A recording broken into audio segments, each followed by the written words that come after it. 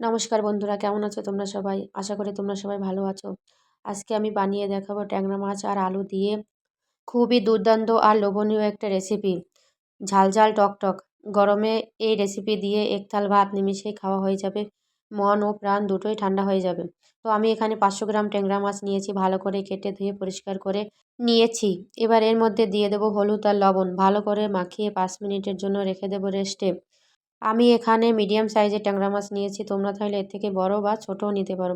তো ভালো করে মাখানো হয়ে গেছে। এবার একটা কড়াই নিয়ে তার মধ্যে দিয়ে দেবো কিছুটা সর্ষের তেল। তেলটা গরম হয়ে গেলে মাছগুলো ছেড়ে দেব।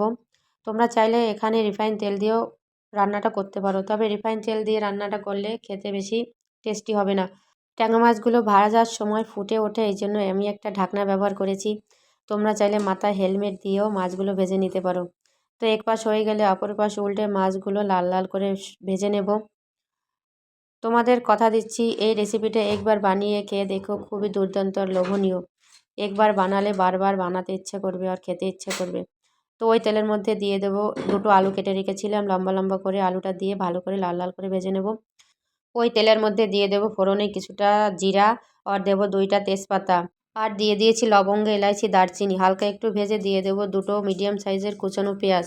পেঁয়াজটা হালকা একটু ভেজে নেব, এর কাঁচা গন্ধ ছেড়ে যায় এই পর্যন্ত ভাজতে হবে। তারপরে দিয়ে দেবো আদা রসুন 2 চামচ। আদা রসুনটাও একটু ভালো করে ভেজে নিতে হবে যত সময় না এর কাঁচা গন্ধ দূর হয়। তারপরে দিয়ে দেবো এর মধ্যে কিছুটা মশলা, হলুদ গুঁড়ো, জিরা গুঁড়ো, লঙ্কা গুঁড়ো, ধনিয়া গুঁড়ো, আর দিয়ে দেবো কাশ্মীরি লঙ্কার গুঁড়ো। ঝালটা তোমরা যেরকম খাও সেরকম হিসাবেই ব্যবহার করবে। তো এগুলো ভালো করে একটু কষিয়ে নেব। মশলাটা যাতে পুড়ে না যায় এই জন্য এর মধ্যে দিয়ে দেব অল্প একটু জল। জল দিয়ে মশলার সাথে ভালো করে কষিয়ে নিতে হবে। তারপর এর মধ্যে দিয়ে দেবো দুটো মিডিয়াম সাইজের টমেটো। টমেটোটা দিয়ে ভালো করে একটু নাড়াচাড়া করে উপর থেকে দিয়ে দেবো একটু লবণ। লবণ দেওয়ার কারণে টমেটোটা তাড়াতাড়ি নরম হয়ে যাবে। তারপরে ঢাকনা চাপা দিয়ে রেখে দেবো 5 মিনিটের জন্য। ঢাকনা খুলে মশলাটা থেকে তেল ছেড়ে দিলে ভালো করে নাড়াচাড়া করে উপর থেকে ছড়িয়ে দেবো 1/2 চামচের মতন আমচুর পাউডার। তোমাদের কাছে আমচুর পাউডার না থাকলে এখানে তেঁতুলের জলও ব্যবহার করতে পারো। তারপরে মশলাটা ভালো করে নাড়াচাড়া করে এর মধ্যে দিয়ে দেবো পরিমাণ মতো জল। তোমরা যেরকম ঝোল খেতে পছন্দ করো সেরকম হিসাবেই জলটা ব্যবহার করবে। তো জলটা ঢাকা দিয়ে রেখে দেবো ফুটে ওঠা পর্যন্ত। ফুটে উঠলে এর মধ্যে দিয়ে দেবো ভেজে রাখা মাছ আর আলু।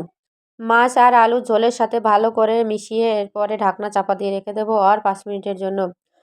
5 মিনিট পর ঢাকনা খুলে এর মধ্যে দিয়ে দেবো 4টা চেরা লঙ্কা, আর দিয়ে দেবো পরিমাণ মতো লবণ। তারপরে ঝোলের সাথে ভালো করে মিশিয়ে ঢাকনা চাপা দিয়ে রেখে দেবো আর কিছুক্ষণের জন্য। তারপর ঢাকনা খুলে ঝোলটা যখন শুকিয়ে আসবে উপর থেকে ছড়িয়ে দেবো 1 চামচের একটু বেশি গরম মশলা আর কিছুটা ধনিয়া পাতা। ব্যাস কিছুক্ষণ ঢাকনা চাপা দিয়ে রেখে দিলেই তৈরি হয়ে গেল আমাদের টকটক ঝাল ঝাল ট্যাংরা মাছের ঝোল। এই রেসিপিটা ঘরে বানিয়ে দেখো, আর যদি বানানোর পরে ভালো লাগে তাহলে অবশ্যই একটা কমেন্ট করে জানাবে, আর বন্ধুদের সাথে শেয়ার করবে, লাইক করবে, চ্যানেলটা সাবস্ক্রাইব করবে।